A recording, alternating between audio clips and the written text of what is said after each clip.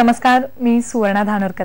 आपले मुंबईत आपलं स्वागत. एक नजर महानगरातल्या ठळक घडामोडींवर टाकूया. मुंबईतल्या इतर घडामोडींवर पण संक्षिप्त स्वरूपात.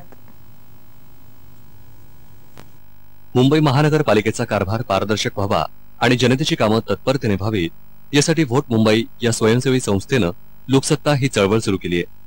यासाठी अग्नी, आकार मुंबई, युवा अशा 35 संस्था एकत्र आल्या आहेत. माजी आयुक्त करुण श्रीवास्तव हेही यासाठी काम करणार आहेत. मी पत्र संपलं. नमस्कार.